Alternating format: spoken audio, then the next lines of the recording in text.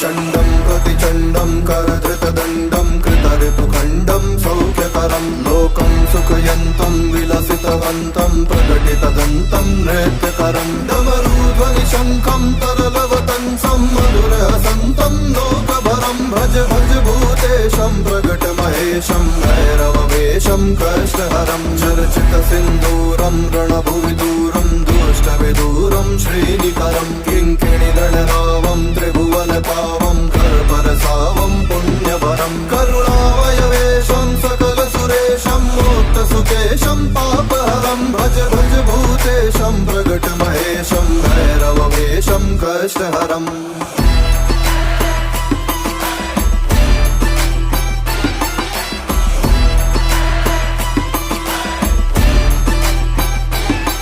कलिमल संहारं मदन विहारं फणिपतिहारं